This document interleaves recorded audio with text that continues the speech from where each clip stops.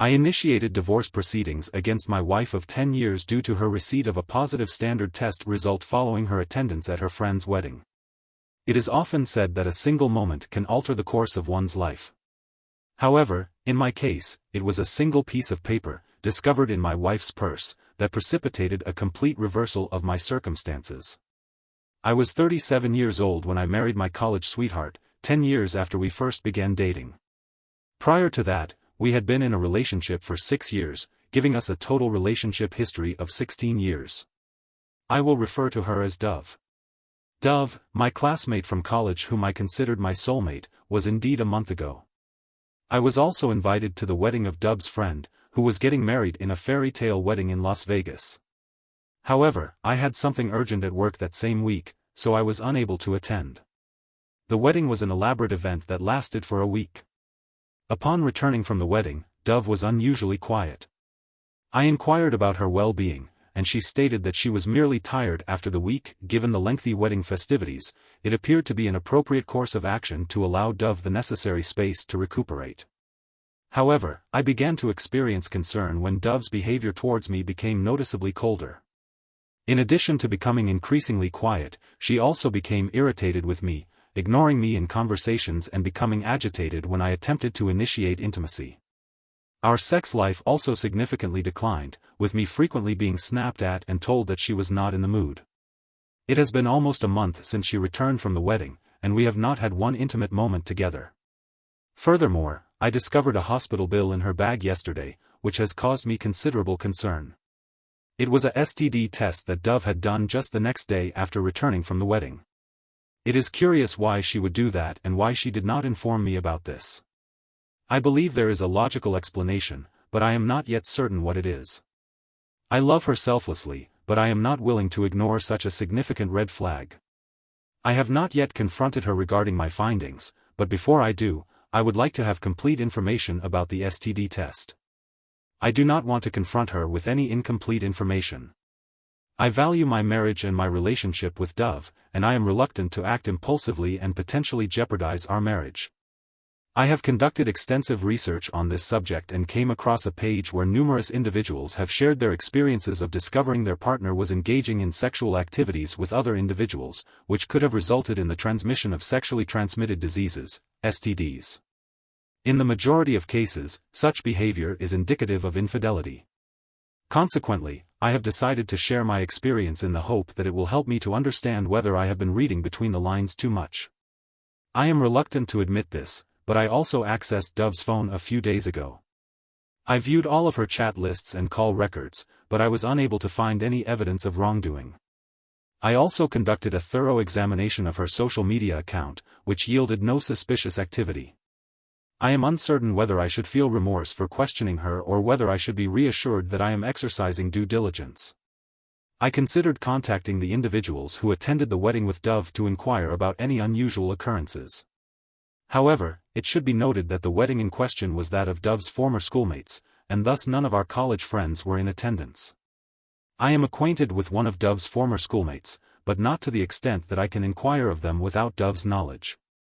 This situation is particularly peculiar given that, over the past 10 years of our relationship, Dove has there was no indication that she was unfaithful. We were always very transparent with each other. I forgot to mention that the bill indicated that she made the appointment on the day after returning from the trip. However, the date of the test mentioned was yesterday's, and the date of the report is given after a week. From the time she returned from the trip, Dove's behavior was concerning. I checked her phone a few days ago but couldn't find anything. Yesterday, when Dove returned home after the test, she looked very exhausted and tense. It became suspicious when she carefully hid her bag inside the wardrobe. Usually, I observed her leaving the item on the table or on the couch. I feigned ignorance, but in fact I was monitoring her movements closely when she went to the bathroom for a shower. I examined her purse and discovered the hospital bill for the STD test. Hello everyone.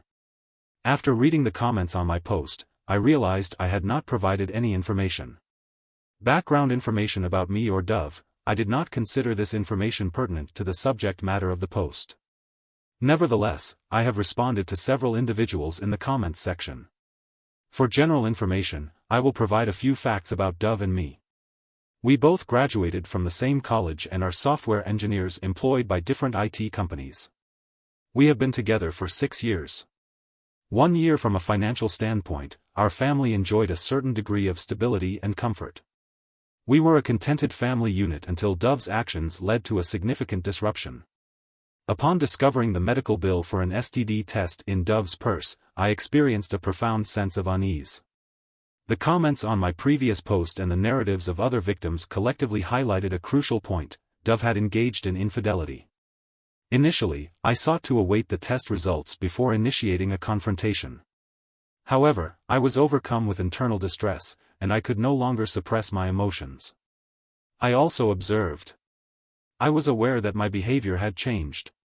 She inquired as to whether everything was all right, and I simply nodded and feigned a smile. She assumed that I was retaliating for her discourteous behavior. Consequently, a day after I made my post, we sat at the dinner table as we began to eat. Once again, Dev asked me if I was doing well. I replied in the affirmative, but, after a brief interval, I could no longer contain myself and blurted out, "How was your STD test?"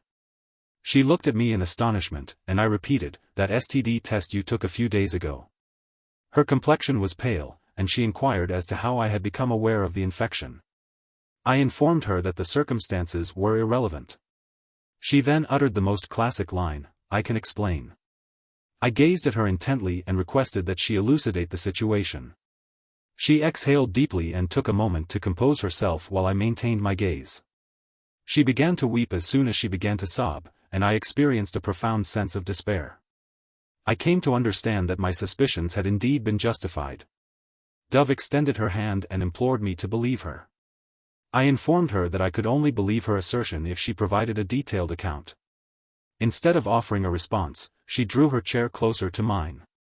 She leaned on my shoulder and held my arms tightly, weeping. I permitted her emotions to flow freely, as I had done for the previous 16 years of our relationship. I had never previously left her in a state of distress, even when she shed the slightest tear. I had previously offered her a hug and words of encouragement, but on this occasion, I remained unmoved. She attempted to come closer to me and hold my arms as tightly as she could, but I did not reciprocate her gesture. I remained seated, seemingly devoid of emotion. Eventually, she released my arms and revealed the truth. The incident occurred during her friend's bachelor party, which took place over the course of a week. The wedding festivities of her friend spanned 2 days and included a bachelor trip to Las Vegas. The event manager had arranged for various entertainment, including strippers and male escorts. I became acquainted with numerous new terms that I was previously unfamiliar with. She informed me that the bride and her other friends had enjoyed all the services from the beginning of the first day. However, Dove resisted her friend's advances. While she did not engage in the activities herself, she observed the bride and her other friends having a highly enjoyable experience, fulfilling their fantasies with the escorts. Nevertheless, she maintained her composure. I had previously placed a high degree of trust in her, as she had never been known to be untruthful. However, in this instance, I found it challenging to fully accept her account. I inquired as to whether she had participated in these activities because she felt out of place. She stated that her bride friend convinced her that she had never seen any other man in the last 16 years, and therefore she needed to experience something new. Her friends elaborated on how these escorts used several techniques to provide them with novel sexual experiences. Dove still did not give in, but her friend convinced her to receive an intimate massage. Ultimately, she yielded to the influence of her peers and consented to the massage. She reasoned that a massage would not constitute infidelity and that she could circumvent the pressure by declining. However, the masseur was an escort. Following the back massage, he proceeded to undress her fully. She initially resisted, but he asserted that it was an intimate massage, necessitating her undressing. She subsequently admitted to losing her sense of self-control. The loss of control during the intimate massage led to a series of events that resulted in her infidelity. However, this was not the sole factor contributing to the dissolution of the relationship. When Dove informed her friends about her encounter with the masseur, they encouraged her to continue exploring this avenue and assured her that it would be kept confidential. Dove had already engaged in infidelity once and was therefore convinced that there was no point in resisting further. Consequently, she decided to pursue her fantasy more actively. I was gratified that she had been forthcoming about her actions. I was aware that I would not forgive her, even if she had only committed the infraction once. I sat there, seemingly lifeless, attempting to take in the information that Dove was relaying. I was acutely aware that my life was about to undergo a significant transformation. The woman in front of me was the love of my life, and her betrayal caused me immense pain. Dove encouraged me to speak, as I had not uttered a word since she confessed. I buried my face in my palms, and she attempted to hold my hand and lift my face, but I resisted. Finally, when I looked at her, I informed her that I was going to file for divorce. She was taken aback and said, I advised her against making an impulsive decision, given that we have a son. I expressed my displeasure at her ostensible concern for our son and our family, suggesting that if she truly cared about them, she would not have done what she did. I then proceeded to leave the house with my car keys, and she attempted to follow me, but I brushed her off. I drove to the residence of a friend who was living alone. He had recently undergone a divorce, which is a separate matter. I consumed alcohol until I passed out the following morning. I then called in sick at work, and my friend went to the office while I lounged. While searching for divorce lawyers on his couch, I came across a lawyer who was my junior in school. I added him to my Instagram account and sent him a message, which he replied to within a couple of hours. I then requested a phone call, and he called me back within 30 minutes. His next available appointment was about 4 days later, but since I knew him, he asked if I could meet him late in the evening after work. I agreed, and instead of calling me at his office, he asked me to meet for a drink. On the last evening, Dove confessed. After learning of her infidelity, I met with my lawyer the following evening to discuss my divorce. He advised me to take time to reflect and consider whether my emotions had subsided. I ultimately decided to give her another chance. I informed him that I was making this decision deliberately and in my best interest. I provided him with the terms of my divorce and he assured me that he would begin the paperwork immediately. I requested that he prioritize the process, as I was motivated to reach a resolution as soon as possible. Those who heard me might have assumed I was making an impulsive decision, but I was not. I love Dove, but I value my self-respect and independence more highly. I informed him that I had placed a great deal of trust in Dove and that, given the gravity of the situation, I was unable to tolerate her infidelity. The following day, I returned home in the afternoon, expecting to find her at work. However, she was at home, displaying clear signs of distress. In the days that followed, upon seeing me, she rushed towards me and attempted to embrace me. She inquired about my whereabouts during the previous 2 days and the reason behind my lack of responsiveness to her calls and messages. Despite my inclination to evade her embrace, her pallor and fragility compelled me to allow it. I permitted her to hug me, though I did not reciprocate. I maintained my composure and did not reciprocate her physical contact. She continued to express remorse, but I remained unresponsive. She placed her hands on my face and urged me to speak. She stated that my silence was distressing her. I inquired about her son and learned that she had left him with my parents for a few days. I disengaged from the situation and proceeded to my room. She abruptly departed, indicating that she would not have permitted me to pack had I allowed her entry. I proceeded to gather a few essential items, including clothing, my laptop, and other necessary belongings, and promptly exited the residence while she remained in the kitchen. She attempted to follow me, attempting to halt my departure, but I did not acknowledge her presence and proceeded to leave the premises. I then proceeded to a nearby hotel, where I resided for the subsequent 7 days. I had intended to inform my parents of the situation, but I was reluctant to do so until I had formulated a plan of action. I have now been working remotely from a hotel for almost a week. Dove has attempted to contact me via numerous channels, including calls, texts, and voicemails, which have been left at my workplace, delivered to my friend's residence, and received at local bars and restaurants that I frequently visit. One of our mutual acquaintances contacted me today to inquire about my well-being. He informed me that Dove had been searching for me throughout the city. I requested that he clarify whether she had disclosed the reason for her search. I was informed that the individual contacting Dove had indicated that I had departed the residence following a heated exchange regarding my statements. I confirmed that I was unharmed but required time to compose myself. Earlier today, I consulted with my legal counsel regarding the divorce proceedings. He advised me to have the relevant documents shipped to me. In the following days, I will await the arrival of the divorce papers. Once this matter has been resolved, I will provide an update. I have taken some time to prepare this update, as I wanted to ensure that all the relevant information was available before making this announcement. This will be my final update, as the divorce papers have now been received. The divorce papers arrived on Saturday. The following morning, I went to my house. The situation was unchanged. Dove was lying on the couch, while my son was playing in the living room. He ran towards me and hugged me. This was the first time we had met in a week. Dove was stiff. She did not hug me. Instead, she regarded me with a cold stare. I engaged in play with my son for a few minutes and then left him alone, sitting on the chair. Dove looked at me with a straight face and inquired as to my desire. I responded with a smirk, offering no verbal response. She then asked if there was anything she could do to improve the situation.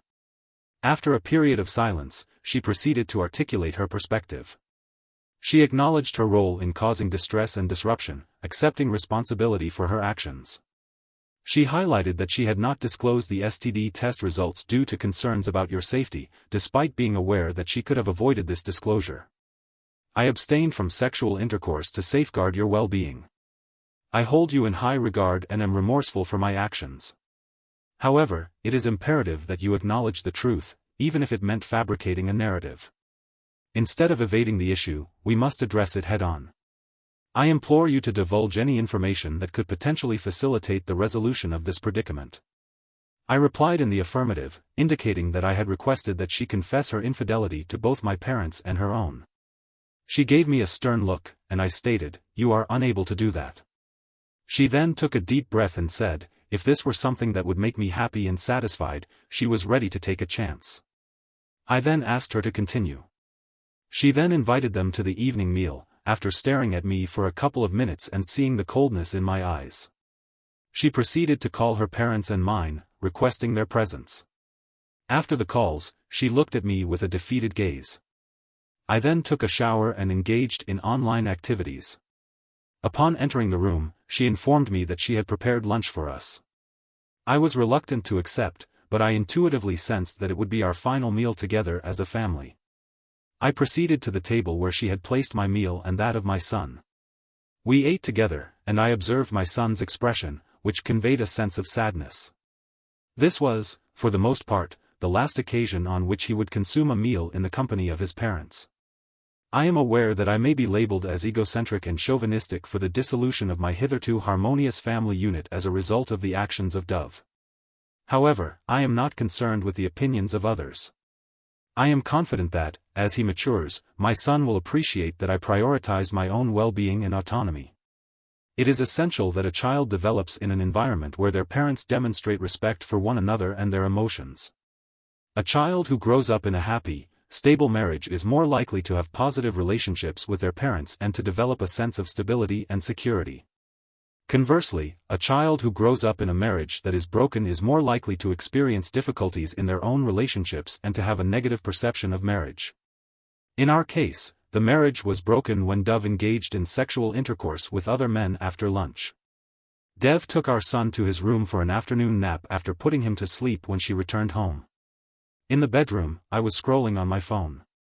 She attempted to initiate physical contact, which I immediately halted and redirected the conversation to her sexually transmitted disease, STD, reports.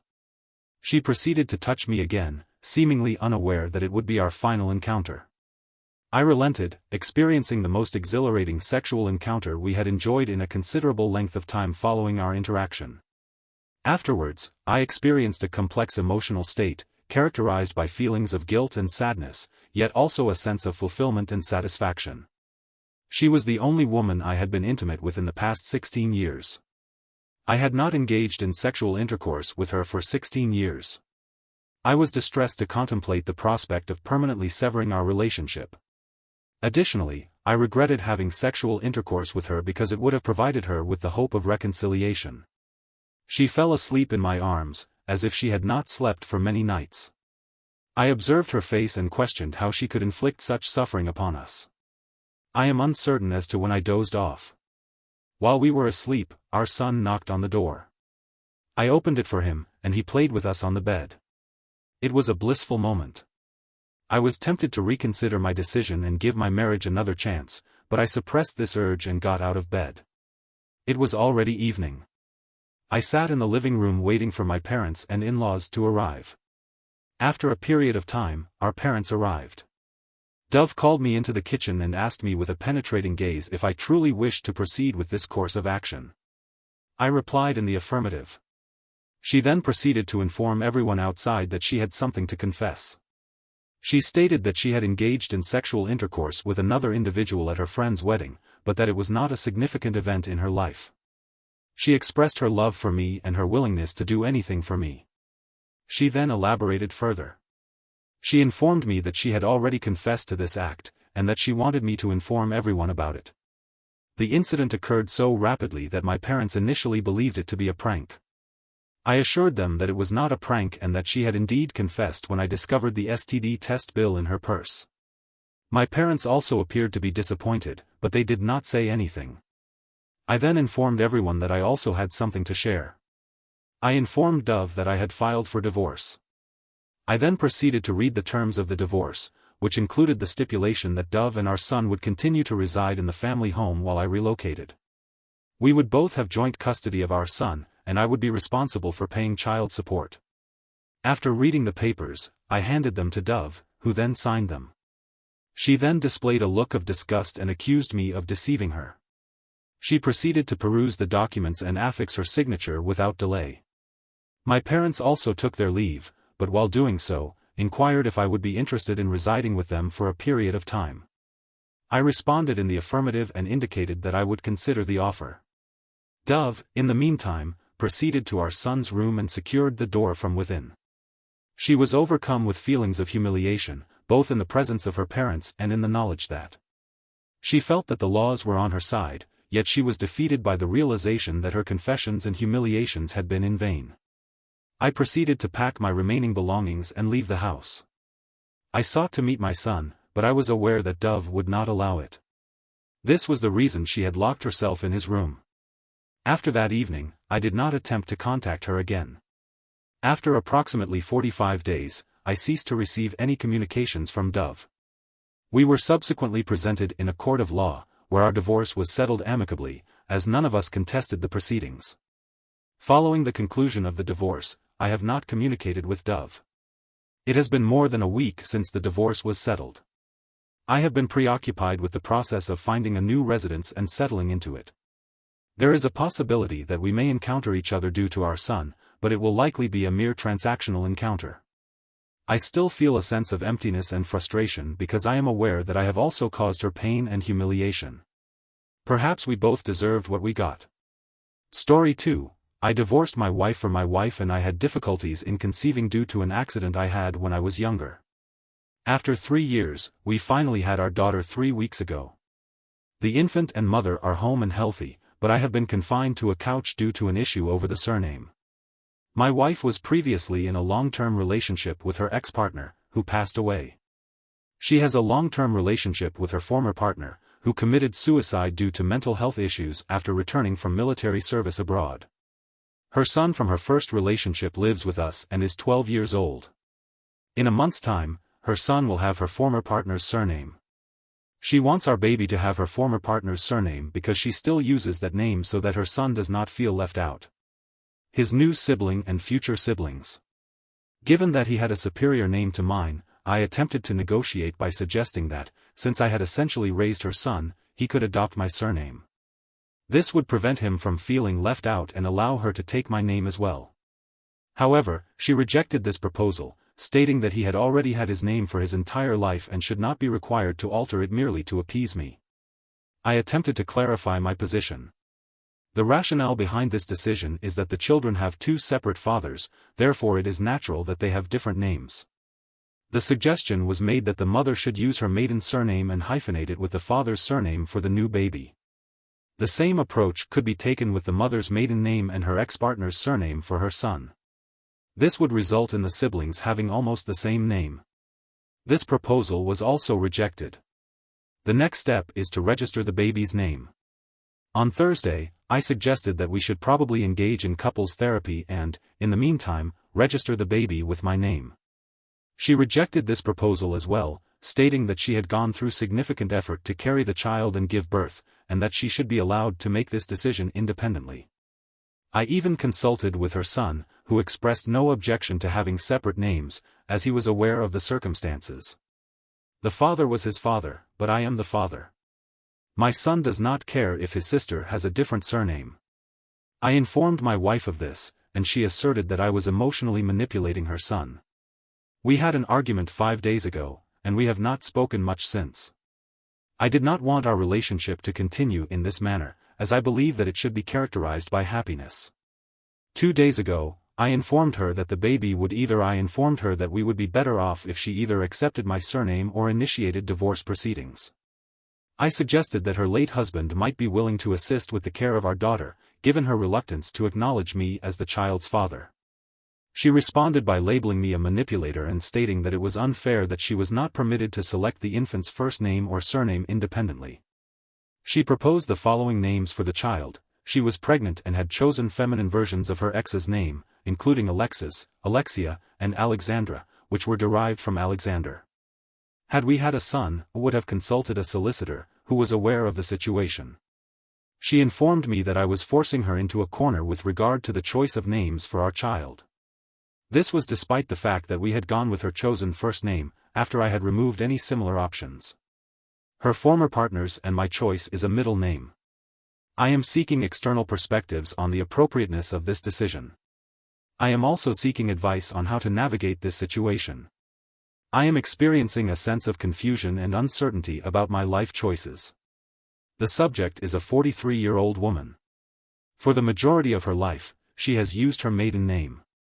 She has used her former partner's name for approximately 10 years, but she did not officially change it until she added her former partner to her name. The wife's first and middle name was added to her son's official name when he was 7 years old. She subsequently changed her own name. At the time, we were dating exclusively, and I was not concerned about her reasons for doing so. However, it has only been her legal name for approximately 6 years. She also wanted to give our daughter a feminine version of her ex-husband's name and the exact same name as her ex-husband's. If we had had a son, she kept her ex-husband's name. I was amenable to this proposal, given her assertion that she wished to bear the same name as her son. However, it became evident that her motivation was rooted in other considerations, as she perceived the name to have a superior quality. This perception was initially expressed during the period of intense grief. I was initially supportive of this association, yet within a few years, I initiated a discussion with hers. At that point, she began to introduce the name with decreasing frequency, ultimately leading to a change in both her son's and her own name. I did not object to this decision, as she desired to assume the same name as her late husband, and she was already married to him at the time, so I concluded that it was permissible for her to alter her name, even if it was years after his passing. During our discussion about marriage, she stated that she was not inclined to change her new name to mine, citing the lack of distinction between the two. I was not offended, as our relationship was generally amicable. However, there was a period of reduced sexual intimacy, but we managed to resolve our issues without the assistance of therapy.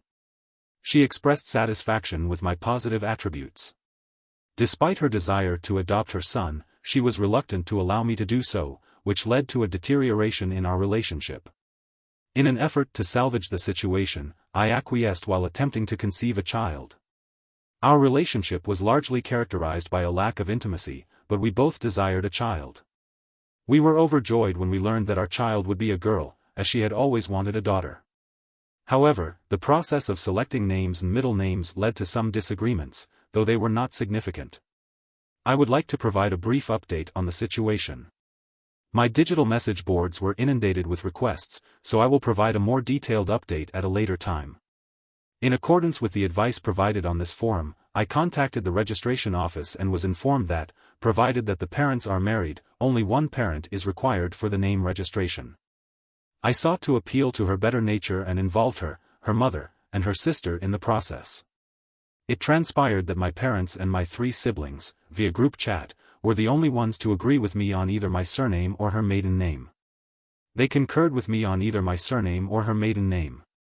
Her parents and sister, as well as her other siblings via group chat, concurred with her, stating that I should do it as she was the one that carried her. Her ex's parents, however, had a different perspective. They believed it would be a kind gesture to name my daughter with their surname. To my surprise, they revealed the first name I had agreed to that was her suggestion, which was not a female name. A variant of her former partner's name was the name she had wished to bestow upon their child had they had a daughter. Upon learning this information, I confronted her with the question of whether it would be justifiable to name our daughter after one of my former partners. In response, she stated that I had only been involved with 3 women and that 2 of them shared the same name. Furthermore, she deemed both names to be unappealing. Once everyone had departed, I attempted to reason with her, but she abruptly terminated the discussion by slamming the bedroom door and locking it. When I inquired with her ex's parents about the possibility of naming their grandson after me following his adoption, they expressed adamant opposition to the idea. When I further inquired about the fairness of my daughter bearing their surname, they asserted that they would never permit either an adoption or a name change. The couple in question exhibited a preference for their daughter's sibling over their own child, as well as a tendency to ridicule the parents' choice of names for their daughter, including her first and middle names, in addition to her surname. This was a couple with whom the author had previously enjoyed a reasonably good relationship. The author had raised the couple's grandson as his own and was therefore surprised by their negative feelings towards the author. I subsequently left her breakfast by the door in the hope that she would calm down sufficiently by the time we reached the registration desk to discuss the matter as adults. A few of her friends subsequently telephoned to inquire why I was so insistent on giving my surname to my child in the year 2023. I explained my position and the reasons behind my reservations, but they still felt I was being unreasonable on the Tuesday before the appointment to choose a name. On Thursday, she initiated a conflict with me and asserted her intention to revert to her original name, which is the female version of her former partner's name. She even went so far as to say that she would rather die than give her daughter my name. I am somewhat ashamed to admit that I contacted the police on her, stating that she had threatened to commit suicide. I am not proud of this action. Despite her objections, the police took her into custody. In the heat of the moment, I may have encouraged them, suggesting that it was not safe for her to be around our baby. I registered the name on my own, without her consent. By that time, our daughter's first, middle, and surname were all chosen by me. It is evident that she is grappling with some unresolved issues, and it is my sincere hope that she will receive the assistance she requires. There is a discernible aberration in her behavior, as evidenced by her instruction to her ex-partner's parents to collect their son and my daughter and place them in their care via her sister until she was able to secure her release. When her ex-partner's parents arrived and attempted to take the infant, I advised them to desist, and they subsequently resorted to threats of police involvement. I informed them that they could proceed with their actions, and they ultimately departed with their grandson. During the weekend, her parents arrived and demanded that she take the baby. They informed me that I should not be difficult, but I informed them that I would not comply. I was aware that a health visitor and a midwife had visited her, and upon her release, she did not return home but instead went to her parents' residence. She has remained there since that time. Despite her attempts to take the baby from me on 2 occasions, I changed the locks. She did deliver expressed milk for the baby, and she has continued to do so. To this end, I contacted a solicitor for the divorce and, for the time being, I am keeping the baby. Even the health visitor has stated that social services are going to become involved due to the mother's mental state, and I am therefore the better option for care. There is no possibility of saving my marriage, and I doubt that the mother ever loved me. In light of other things that have come out since then, I will always love her son and hold out.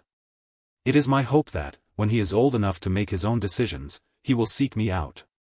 However, as my solicitor has advised, it would be unwise to expect this to happen. My older brother and his wife are staying with me to provide assistance for the time being. Their children are all teenagers, and they have experienced the challenges of raising multiple children as a result of their own fertility. I am taking their advice and seeking guidance from them.